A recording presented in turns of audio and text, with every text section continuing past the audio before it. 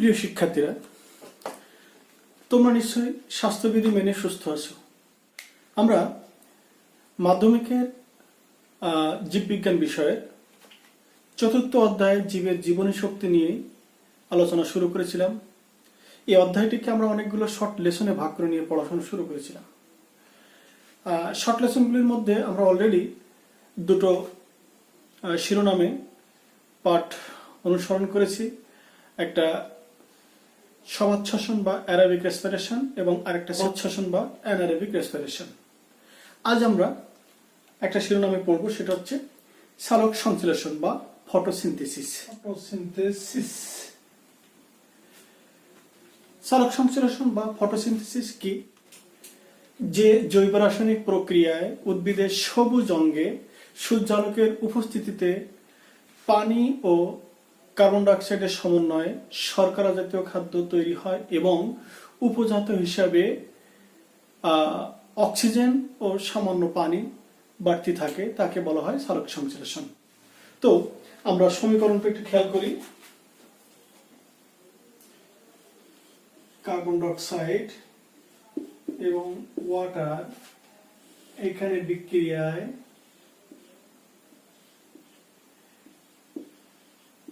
Sunlight আসবে আর chlorophyll উপস্থিত থাকতে হবে, উৎপন্ন হবে শর্করা, কিছু অতিরিক্ত ওয়াটার অ্যান্ড অক্সিজেন। এখানে 6টা কার্বন ডাইঅক্সাইড, 12 অণু ওয়াটার, 6টা পানি তৈরি হচ্ছে আর 6টা অক্সিজেন তৈরি হচ্ছে। এই হচ্ছে সমীকরণটি। এখন এই সমীকরণটির দিকে খেয়াল করি যে কি কি লাগছে। কার্বন ডাইঅক্সাইড, এর সোর্স কি? কার্বন ডাইঅক্সাইড কোত্থেকে আসে? পৃথিবীতে যত জীব আছে তাদের প্রত্যেকের দেহে শ্বসন প্রক্রিয়া হয়, আর শ্বসন প্রক্রিয়ায় উৎপন্ন হবে কার্বন ডাইঅক্সাইড। এছাড়া বিভিন্ন প্রকার জৈব জ্বালানি বা জীবাশ্ম জ্বালানি দহনের পরেও কার্বন ডাইঅক্সাইড তৈরি হয়। এই সকল কার্বন ডাইঅক্সাইড উদ্ভিদের সালোকসংশ্লেষণ প্রক্রিয়ার জন্য কার্বন ডাইঅক্সাইডের উৎস হিসেবে কাজ করে। আর যে সকল উদ্ভিদ জলাশয়ে জন্মে তারা সরাসরি পানি থেকেই যে কার্বন ডাইঅক্সাইডটা পায় সেটা গ্রহণ করে। পানিতে কার্বন ডাইঅক্সাইডের পরিমাণ থাকে 0.3%।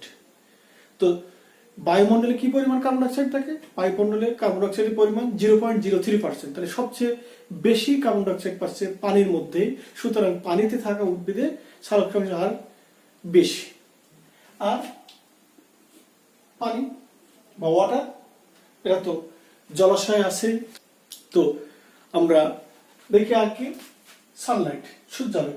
সূর্যালোকটি সূর্যের অফুরন্ত শক্তি থেকে আসে।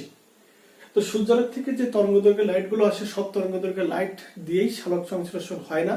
তো কি বা কোন তরঙ্গদৈর্ঘ্যের লাইট দ্বারা সালোক সংশ্লেষণটা হয় তা আমরা এই মাধ্যমিক লেভেলে এত আলোচনায় যাব না, উচ্চ মাধ্যমিকে বিস্তারিত পড়ব। আর ক্লোরোফিল, ক্লোরোফিল তো উদ্ভিদের সবুজ অঙ্গে আছে। এই সবুজ অঙ্গ মানে কি? যে সবুজ অঙ্গে যে প্লাস্টিক থাকে সেই প্লাস্টিকে প্রচুর পরিমাণ ক্লোরোফিল থাকে। আর ক্লোরোফিলের প্রকারভেদ এবং গঠন প্রকৃতি নিয়ে আবার উচ্চ মাধ্যমিকে যাব। এই ক্লাসটি মাধ্যমিক লেভেলের জন্য, উচ্চ মাধ্যমিক লেভেলের জন্য নয়। মাধ্যমিক লেভেলে এই যে কারিকুলাম অনুযায়ী আলোচনা করা হয়েছে এই বইটাতে, আমি সেই অনুযায়ী আলোচনা করতে যাচ্ছি। তো দেখলাম উৎস। তো এই সমগ্র সালোক সংশ্লেষণ প্রক্রিয়াটি একটি বিক্রিয়ার মধ্যে সীমাবদ্ধ নয়। বিজ্ঞানী ব্ল্যাকম্যান 1905 সালে সমগ্র সালোক সংশ্লেষণ প্রক্রিয়াটিকে দুটি ফেজে ভাগ করেন। একটি লাইট ডিপেন্ডেন্ট ফেজ আর একটি লাইট ইন্ডিপেন্ডেন্ট ফেজ বা আলোক নির্ভর পর্যায় এবং আরেকটি হচ্ছে আলোক নিরপেক্ষ পর্যায়। তো এই আলোক নির্ভর পর্যায় এবং আলোক নিরপেক্ষ পর্যায়ের জন্য আলাদা আলাদাভাবে কার্বন ডাইঅক্সাইড এবং পানিটা ব্যবহৃত হবে। আমি সেই আলাদাভাবে কার্বন ডাইঅক্সাইড এবং পানির ব্যবহারের দ্বারা পুরো সালোক সংশ্লেষণ প্রক্রিয়াটি অতি সংক্ষেপে তুলে ধরছে, যেটা আছে মাধ্যমিক লেভেলের জন্য। প্রথমত লাইট ফেজে সূর্যালোকের উপস্থিতিতে এই পানি ভাঙে বা ওয়াটারটি ভাঙে। তাহলে সানলাইট দ্বারা পানি ভেঙে তিনটা সাবস্টেন্স তৈরি করে। একটা হচ্ছে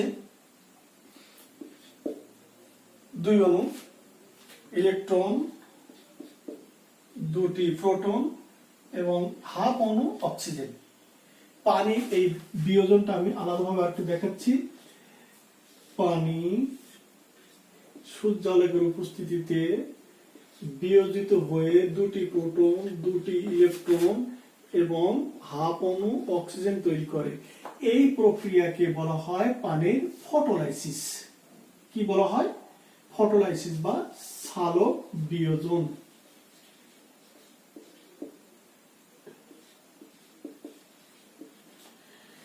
আমি এইখানে দেখাচ্ছি এই কারণে যে দুটো ফেজকে আমি আলাদাভাবে দেখানোর চেষ্টা করছি। তা প্রথমে লাইট ফেজে বা লাইট ডিপেন্ডেন্ট ফেজে এই যে পানিটা ভাঙলো, ভাঙার ফলে যে ইলেকট্রন, প্রোটন এবং হাফ অণু অক্সিজেন তৈরি হয়েছে, এই যে অক্সিজেনটা সালোক সংশ্লেষণ প্রক্রিয়ায় উপজাত হিসেবে বের হয় বা বাই প্রোডাক্ট হিসেবে বের হয়, সেটা হচ্ছে এই। আর এই যে ইলেকট্রনটা, ইলেকট্রনের সাহায্যে মূলত লাইট ফেজটা ঘটে পাতার কোষস্থ ক্লোরোপ্লাস্টের গ্রানাম চাকতির মধ্যে। এই গ্রানাম চাকতির মধ্যে যথেষ্ট পরিমাণ ADP, that is adenosine diphosphate আছে, সেটা এক অণু ফসফেট ইনঅর্গানিকের সঙ্গে যুক্ত হয়ে এটিপি তে রূপান্তরিত হয়। আর এই যে প্রোটনটা থাকে, এই প্রোটনটাকে ব্যবহার করে NADP বিজারিত হয়ে NADPH2 তে পরিণত হয়।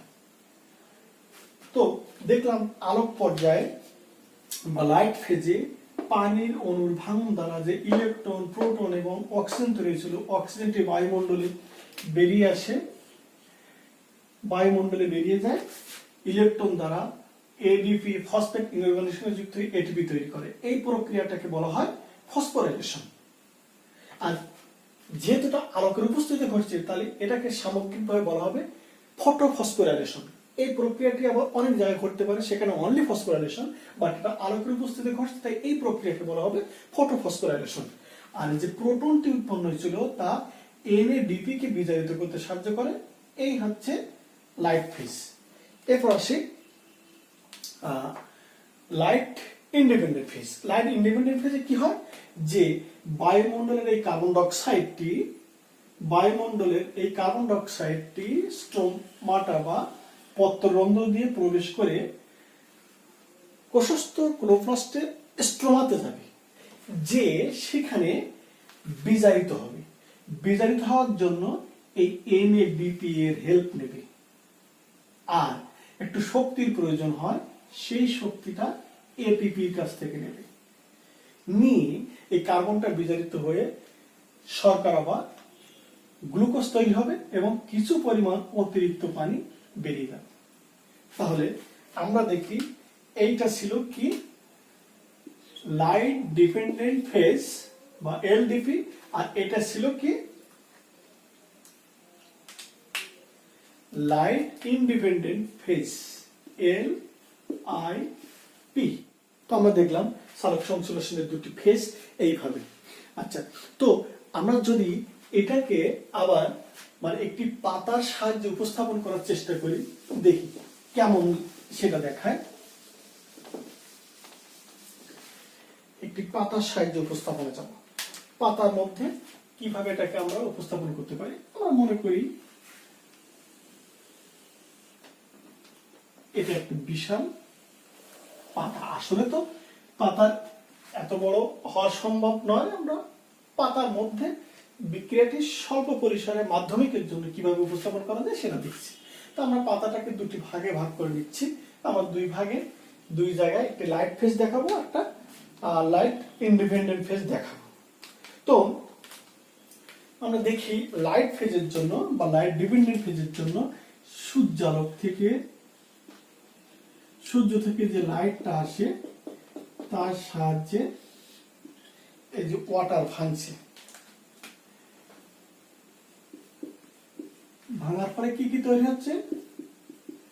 দুই অণু প্রোটন, দুই অণু ইলেকট্রন আর হাফ অণু অক্সিজেন, এই অক্সিজেনটি আবার বায়ুমণ্ডলে চলে গেল।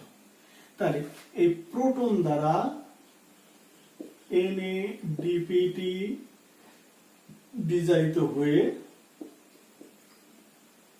তৈরি হয়, NADPT বিজারিত হয়ে NADPH2 তে পরিণত হয়। আর ইলেকট্রনটি ADP কে ফসফেট ইনঅর্গানিকের সঙ্গে যুক্ত হয়ে ATP তৈরিতে সাহায্য করে। তাহলে এটা গেল ফসফোরাইলেশন, আর এটা গেল NADP বিজারণ। এই আলোক পর্যায়ে তৈরি দুটি সাবস্ট্রেট যারা হেল্প করবে আলোক নিরপেক্ষ পর্যায়ে। যে আলোক নিরপেক্ষ পর্যায়ে এসে এই বায়ুমণ্ডলে কার্বন ডাই অক্সাইড পত্ররন্ধ্র দিয়ে পাতার মধ্যে প্রবেশ করে, পাতার মধ্যে প্রবেশ করে কোষস্থ ক্লোরোপ্লাস্টের স্টোমাতে আছে ওকে রিসিভ করার জন্য রাইবোলোজ 1,5-বাইফসফেট তার সঙ্গে প্রথমে যুক্ত হয়ে 6 কার্বন বিশিষ্ট এক অণু অস্থায়ী কিটো অ্যাসিড তৈরি করে। এটা অস্থায়ী কিটো অ্যাসিড যা ভেঙে দিয়ে সাথে সাথে তৈরি করে 3-ফসফোগ্লিসারিক অ্যাসিড। এই 3-ফসফোগ্লিসারিক অ্যাসিডটা পরবর্তীতে বিজারিত হয়ে গ্লুকোজে পরিণত হবে। এই বিজারণের জন্য হেল্প করবে এই সেই আলোক পর্যায়ে উৎপন্ন NADPH2, আর যে শক্তির প্রয়োজন হয় শক্তিটা আছে এই আলোক পর্যায়ে উৎপন্ন ATPase হেল্প করবে। তাহলে এই যে গ্লুকোজ তৈরি হলো, আর কিছু পরিমাণ পানি এখান থেকে বেরিয়ে যায়, সেই পানিটা আবার এখানে এই লাইট পর্যায়ে কাজে লাগতে পারে। এই হচ্ছে আমরা দেখলাম দুটি ফেজ। এই পাশটা আমরা দেখলাম লাইট ডিপেন্ডেন্ট ফেজ বা আলোক পর্যায়, আলোক পর্যায়, আর এটা হচ্ছে light independent phase, light independent phase বা আলোক নিরপেক্ষ